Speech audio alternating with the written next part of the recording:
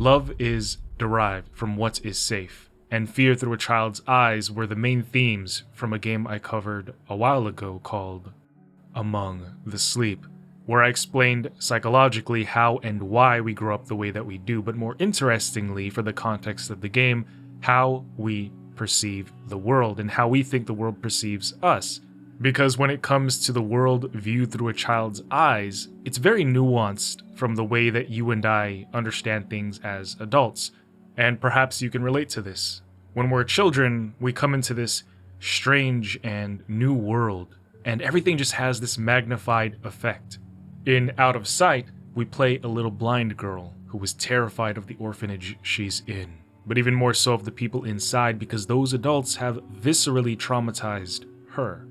However, the real horror derives from the big world that this little one is trapped in. She hears things, the other kids who shouldn't be there. Everything she sees is abnormally large and inhumanly disproportionate. Yet, somehow, she can see through the perspective of her teddy bear, who will play an integral role in this story, just like the teddy from Among the Sleep. So, we are gathered here today to go through the story together. Remember, this is a story explained and not a lore video. There is a difference. With me, you get answers and a journey. So if you like what I provide, the like button enables me to continue producing content for you. Dislike button helps out as well, just don't leave without doing anything. But since you're still here, you're coming with me. Welcome to the story of Out of Sight. Teddy? Can you see me? You can see. This is our chance. We need to get out of here.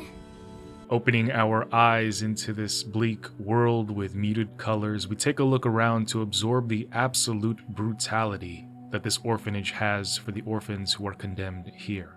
Their rooms are analogous to cages with chains to keep the poor things in corners.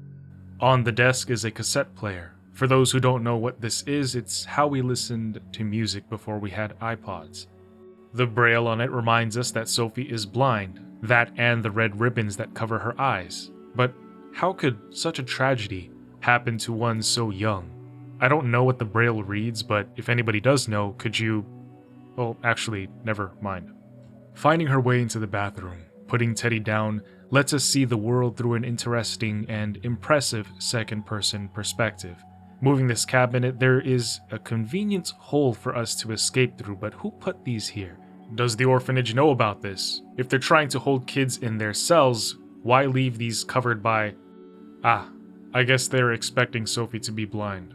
Sophie asks Teddy how he can see for her. Of course, he doesn't respond, but the thing about children is that they find psychological comfort and emotional support or security when having and talking to a favorite toy, especially in a bleak and stressful environment, just like how Teddy is literally helping her find her way through the orphanage in real life. Toys, especially when the parents aren't present or even worse, abusive, can provide that sense of stability that they're looking for. I also wanted to point out Sophie's tattered clothes and bony, frail frame. These are indicators of further neglect and abuse here at the orphanage. But moving on into the play area, we are on the opposite side of her room and we see clothes wrapped around the bars. I don't know if this is just for decoration or if this serves a purpose. I wondered why these were here. And then it hit me that perhaps other small children had tried to escape before, and this made it easier for their skinny bodies to slip through, except where did they go? Where could they go from here? Heading into the dark hall, we see a car door just laying in the corner, and this gets me wondering if what we are actually seeing is real. I know what you're probably thinking, this guy overthinks and looks way too deeply into every little detail, and you're right, but still, how much of this is real? We are seeing supernaturally through the eyes of a blind girl, potentially even further filtered because it's through her teddy bear's eyes, so it begs the question at the very least. But lingering no longer on that, we enter the next room where, before leaving, we see a catchpole leaning against the wall next to a chain. I believe the adults here used it to catch children like animals. Hopping down, finding a random tire on the wooden floors and creaking around the corner. we catch a glimpse of an absurdly tall woman right as she's humming away. Her hums reverberated throughout the halls, and trying to see where she went, we found a room with another catch pole and this time a metal cage, furthering how demented this facility is. Closing a freezer door and beheading a mannequin causes a loud noise that catches the woman's attention, who quickly demands to know if that was Clayton. We're going to be meeting Clayton soon. Bridging her way over, Sophie finds the attic, with hanging cages and a window that would be her exit strategy, just a few steps away. All she would need to do was walk through the dreaded still air and out into the ethereal blue light, and then she could leave this nightmare. But if it were only so simple. As she hesitated across the broken bridge, it cracked beneath her weight, and instantly the woman rushes from behind, scorning with her demonic voice, telling her she was not allowed to leave. The bridge collapses, sending her smashing through the floors and all the way down to the bottom, escape no longer a few feet away. Up above, the lady's voice ripped through the air as she yelled at Clayton to hunt Sophie, with him meekly responding that he would capture Sophie and bring her to the ritual. Sophie, unscathed, rises and walks over to pick Teddy up. Her resolve still strong, she begins to journey back to the window, but how is she going to make it through this maze, and how will she avoid her predators? After dealing with puzzles, I hate puzzles, we make our way into the orphanage halls where we would begin to see canvases of other children, but these kids don't look happy. Their expressions are that of fear and anger, but suddenly, Sophie starts hearing voices around the corner, whispers. Checking it, she says she doesn't like this, and at the end of the hall, the light flickers on before we see a small shadowy figure disappear with the light. Braving her way through a prison that seems to have been a torture cell for a child, with a chair and a bottle that could be alcohol right outside the bars, she hears Clayton rummaging around and chanting how he will find her. Trying her best to be as quiet as a mouse, as the fear swells up inside of her, she worries that Clayton will find and lock her up once again. But she believes this will be the time that she escapes. But as she puts Teddy down, Clayton comes in, grumbling about how kids always try to run when they are blind. Are all the kids in this orphanage blind? Why? How? As the bright red light hails down on Sophie and dark purple stresses around Teddy's vision, Clayton captures Sophie, but when he does, she disappears in the blink of an eye, with only her red ribbon floating down. She pleads for him to stop, but nobody gets away. Luckily that didn't happen, because Sophie hid silently in the closet, waiting for him to bumble past. Finding a key next to a demonic painting of a girl who looks like her soul was trapped, she opens the bathroom door and works around a contraption, allowing her entry into another small hole where she would find lots of candy. The orphanage really set up all these traps and puzzles in this labyrinth to ensure that the kids would struggle, but it seems there were other kids who made it here before. With our ascension to the next floor, we crawl through another space, and after seeing Clayton below, we see and hear even more ghostly apparitions, telling us to run away. But when Sophie asks what they are, they all just echo that they are the children. The question now is, are these ghost kids going to help her along the way? Sophie is scared, shouting at them to leave her alone. However, she is stopped cold, not because of the purple eyes peering into her from around the corner, but because of the distinctively colored floorboard below her that would fall as soon as she stepped on it. With nothing to do but that, she falls to the floor before freezing mid-air. But right when she lands, the door opens and the screen fades to black. Clayton is here. However, apparently that was a bug, because this time when she falls, she gets right back up to get Teddy. Clayton bursts through talking about how he built this whole place with his own hands. Petrified Sophie can only watch as he lumbers forward with his hellish pink eyes. Finally, she works up the courage to get her legs moving, but in order to open the door forward, she has to put Teddy down. Except that might have been her biggest mistake, because by the time she opens it, Clayton was right behind her. He picks up Teddy and chases Sophie down with him.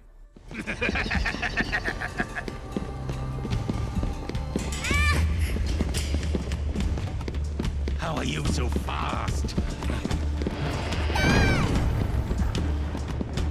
Come back here, you weasel.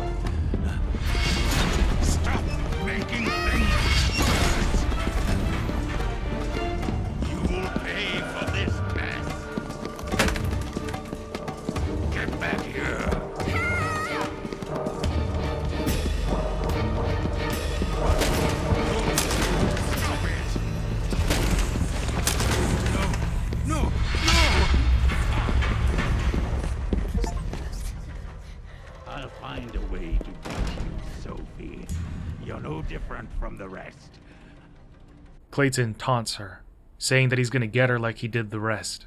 I think the interesting thing during that chase was how the spirit of the children were able to interact with the environment to help guide Sophie down the right path, closing doors that would have been a dead end and manipulating things to impede Clayton's progress. The other kids want Sophie to succeed and make it to the window. Consoling and reassuring Teddy that everything is okay, she moves along to speak with him about how she forgot how pretty the moon was, because she hasn't been out in a long time. She then refers to how Clayton brought them here. I'm assuming he captured them outside and then brought them to this orphanage. But as she turns a corner, one of the Heartless jumps out and tries to rip Teddy away from Sophie. With so many personalities amongst different kids, you've got to wonder if some of them don't want her to succeed and leave. But something strange happened to Teddy. When the ghost kid grabbed him, it also apparently imbued Teddy with the power of telekinesis, and using it, were able to open up a gate. So I was wrong. Even if it might not seem like it, so far, the other orphans have indeed been helping Sophie along. In a corner, we find a chalk drawing of a boy, but his eyes have been scratched out of the walls. We also see faded impressions of hands and another red ribbon, much like Sophie's on the floor. Many have suffered her fate, but she might be the only one to actually escape. After another series of unfortunate puzzles and close calls with Clayton, Sophie manages to descend into the depths below. And in the darkness, we hear the woman's haunting humming bouncing off the cold stone walls. As we enter what could have been a dungeon, the spirits of the kids whisper good luck. There has to be something supernatural here. Maybe it's the grounds upon which this orphanage was built. Could they be haunted? Or maybe this has to do with the ritual the old lady and Clayton were referring to. Did they unleash something dark and twisted upon this place and its inhabitants? Or what if the kids are just so emotionally and negatively anchored to this place that they cannot rest? If any of you guys have any ideas, let me know. Whatever the case, Sophie had mentioned that Mother Jana, presumably now the old lady, said this was the basement, but that there was an elevator here, which means that there is a way out. Opening into a clearing, a spirit hangs its head low in front of a giant portrait of a girl, but this canvas isn't hellish in any way. It's just a normal painting, unlike the others. Well, that is until we approach it and it falls, showing a deathly visage instead. Pushing through the next hole, we hear Jana talking about how it is the perfect night for another ritual, how the moon is at its zenith. Looking this up, we learn when the moon is at its zenith, it means the moon haunts you, positioned directly overhead at the highest points in the sky from any given location. And this happens when the moon crosses the local meridian, the imaginary line running from the north to the south through the sky. And this typically occurs around local midnight if the moon is full or near full. But this also gives us some interesting but relatively useless hints to suggest about where this game is taking place. Only people near the tropics, within about 23.5 degrees of the equator, can see the moon exactly at its zenith. This is because outside of that region, the moon may come close, but never directly overhead. It's obviously not perfect, but if I had to guess with this lunar information and the architecture of this place, I would have to pin it somewhere in South France or northern Italy. Another reason I think this is due to the environment outside, but you'll see that later. Mother Jana also seemed to have been lovingly talking to somebody, hinting at a potential loved one, a son or a daughter perhaps. She goes on talking to somebody who isn't there, about how Clayton is fetching us right now and how we're going to become this somebody's new friend. Sneaking our way across, she talks about building forts and how pink was her favorite color, so likely she had a daughter. Unless she had a boy who liked pink. I mean, pink is a man's color. Vegeta liked pink. But then Mother talks about a frame and how it's Sophie's size. I hope she's not talking about a canvas. I swear, there's always something with a canvas in games nowadays. Or maybe I'm just trying to see Claire Obscure Expedition 33 and everything. Sophie continues, wondering who she was talking to before stepping into another room where she would find another chalk drawing of Mother Jana, who appears to have eyes falling around her. After solving another tedious puzzle,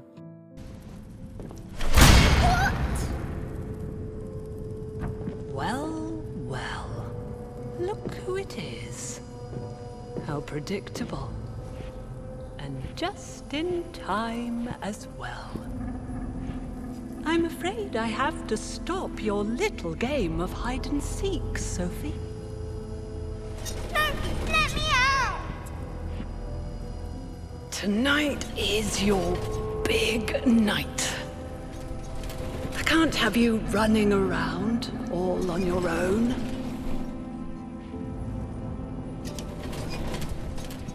There now.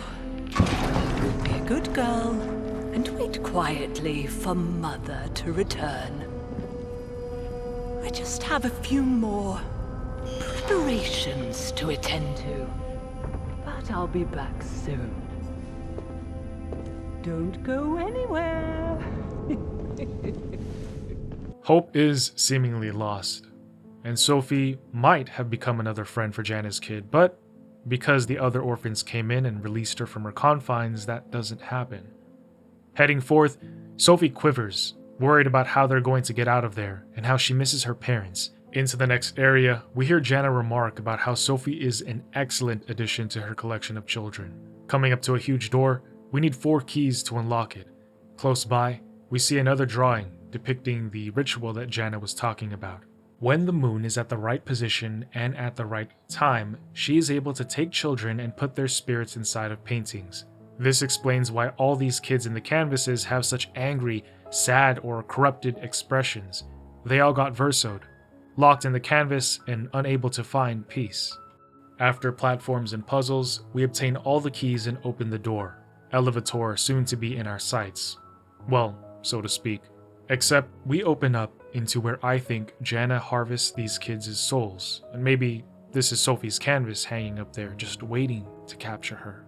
Opening the ceiling allows the moonlight to pour in.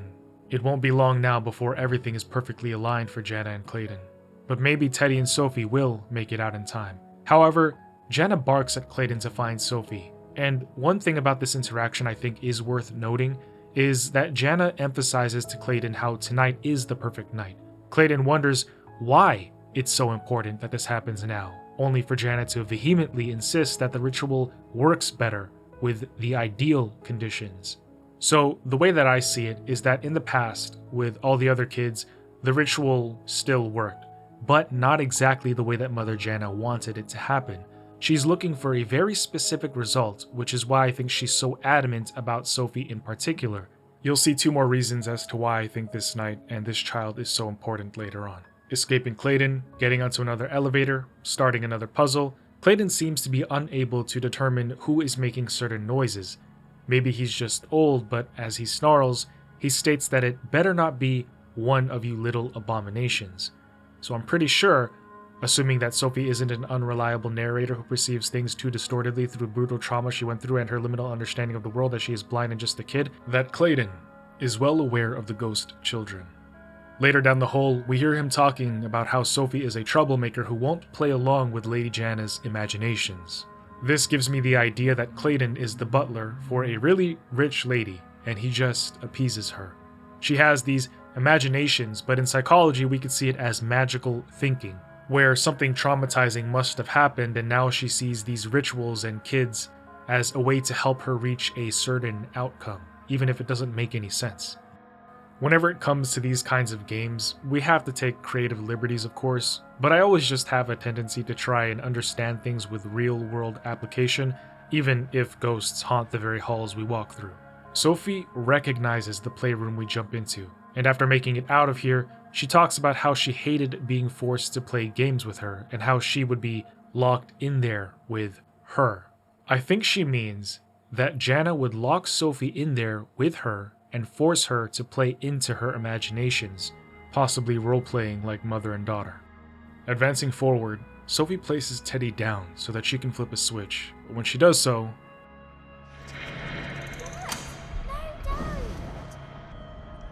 And what have we got here? Daddy! Oh no, you're not getting away this time. Everything is ready for you now. Give me Teddy back! I need help! Come back with us. don't have time for this. Slow down, Sophie.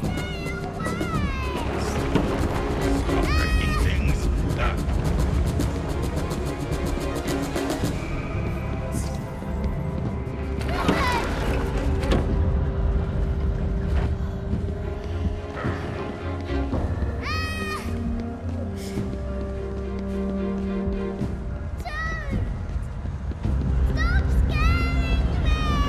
Get away.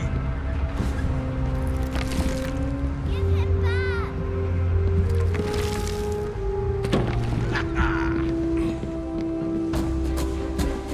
You don't want to upset the lady, right, Sophie?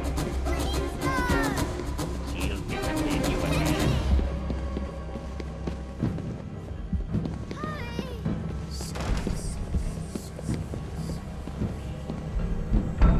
No. What's this? That was close. Sophie did not realize it at the time, but those kids just saved her. They've been following her and Clayton, watching out for her. But because they can't fully communicate with her, they did what they could to get her to rush out of there by making her chase Teddy. Very creative. What we find next gives us further insight into what history lies within these walls. A picture of a younger Janna and her daughter having tea. So we can surmise that her daughter died for some reason, and now Janna spends her days trying to capture these kids to effectively have her daughter back, either in roleplay or ritual. This makes sense, I think. I mean, I love my wife, and if she died, who knows what I would or wouldn't do to have her back. Finding a door that looks important, we need to find a key. But as we do, Janna comes in and takes said key. So then, we need to silently maneuver our way around to obtain it. Finding a blackboard with drawings of kids, we see their ages under them. Zooming in, we see a particular separation from the kid at 8 years old, and he's got this red line across his body and his 8, and his eyes are gone. But the girl next to him at age 7 looks fine and has a box lightly drawn around her. From this, we might extrapolate that 7 years of age is the ripe age for Janna's ritual. Past 7, the kid is no good. Before 7, it won't work. Judging by Sophie's recollection of the basement and the playroom, it's obvious she's been locked up for a while, so Janna has likely had her around for a couple of years, waiting for tonight. All this to say that I think Sophie is 7 years old, and I wouldn't be surprised if Janna's kid died at 7 years old, and even if Sophie resembles Janna's daughter, or even exactly looks like her. But, heading up another level, Sophie mentions how she doesn't want to call Janna mother, but that she was ordered to do so. But once they're out, she would be free, right?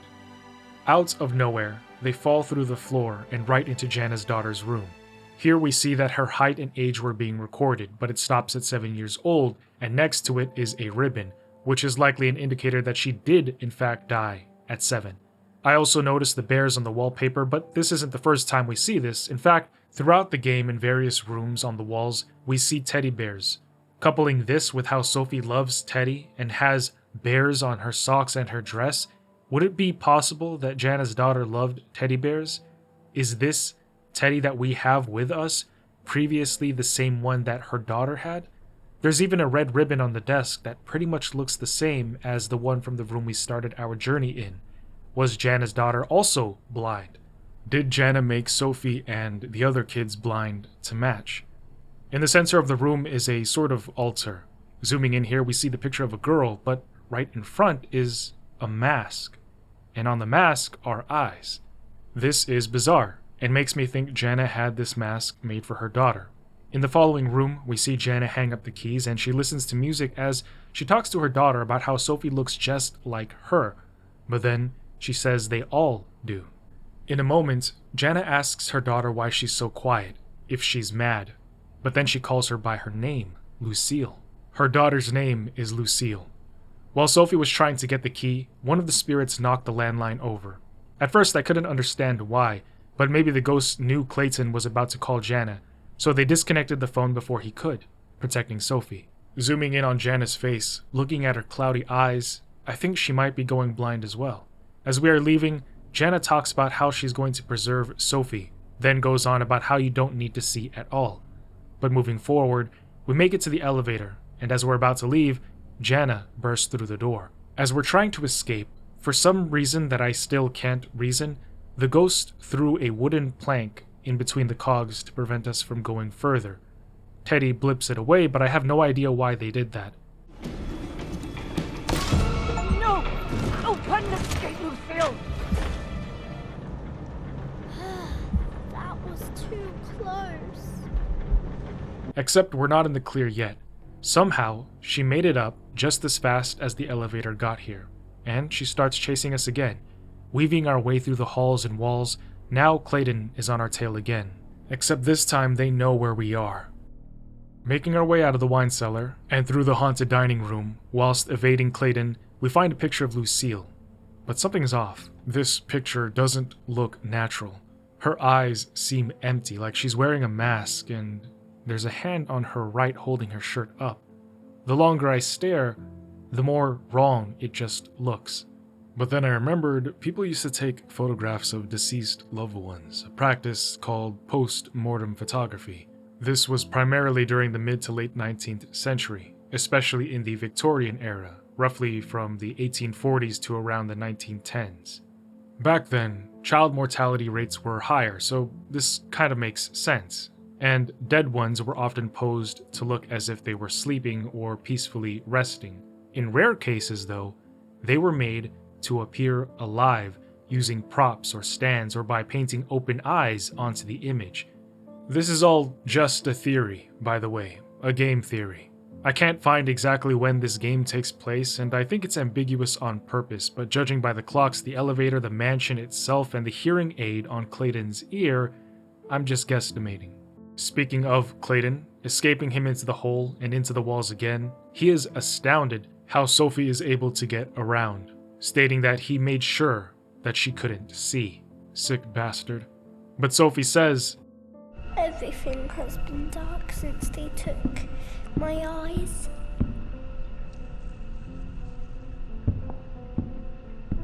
I still never fully understood this. Why did they take her or any other kid's eyes? Is it actually needed for the ritual? Is it because the eyes are the windows to a person's soul?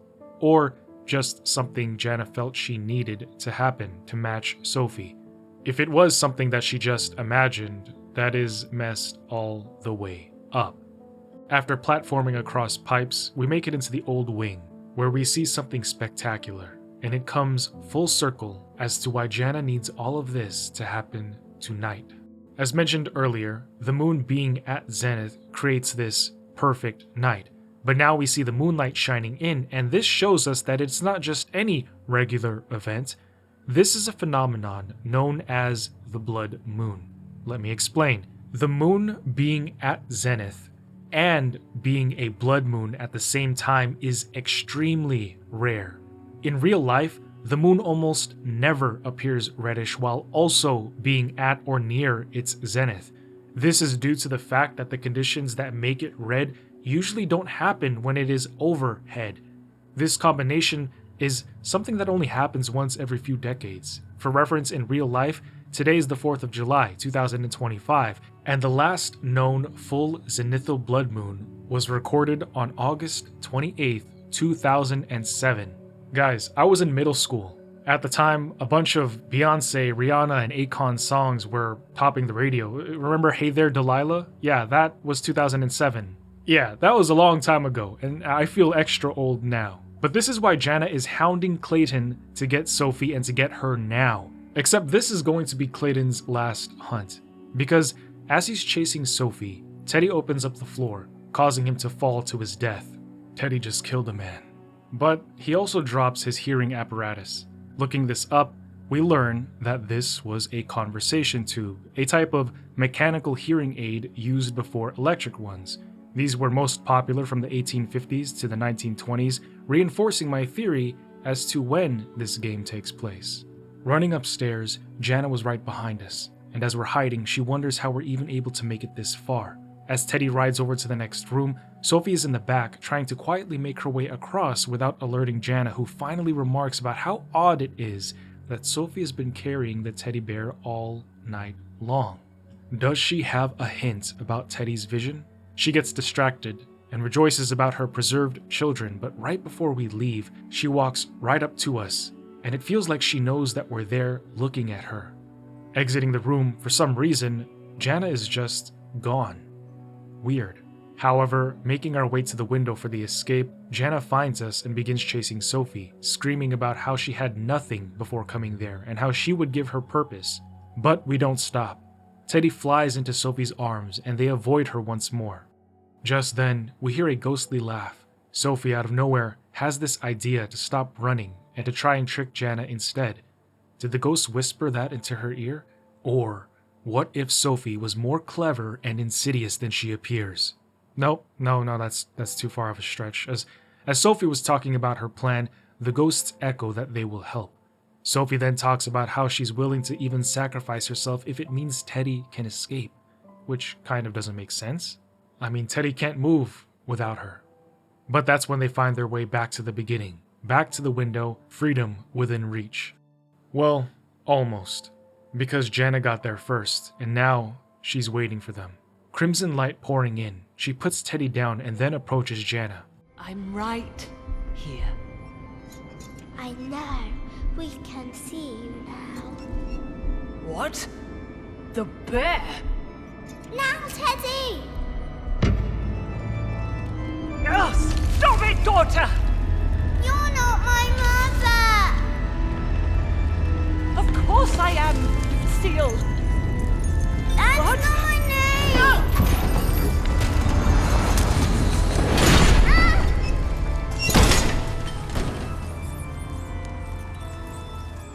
This has been a confusing night. You are not my child. None of you were. I am not your mother.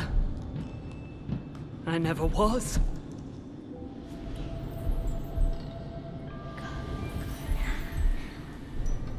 To love you into Lucille was my plan, I suppose.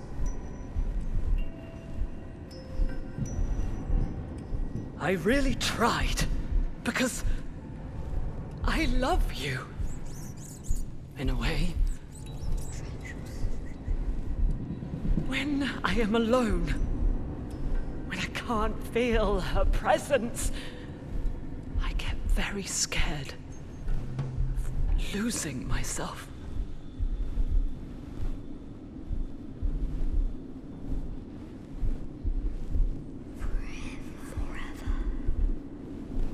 As long as you're with me, Lucille will not be gone.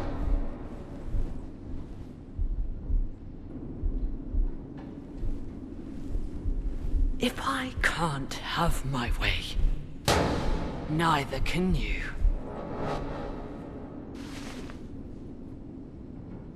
Teddy, how did you get here? Let go of me! Your eye! You devils! Sophie! With the window open, so's that door to freedom. But what freedom is this, as she is lost in the woods now? And even though Teddy's other eye is out of sight, he can still see. What's this?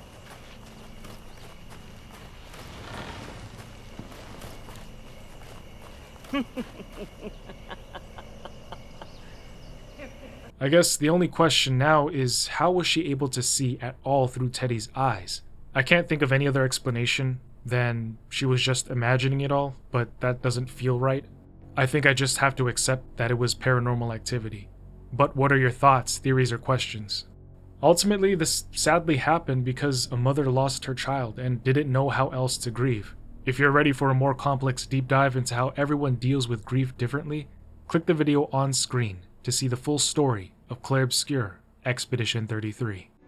Dim dim da da da dim dim da da da dim da di dum. Ton love sera à ce Renoir.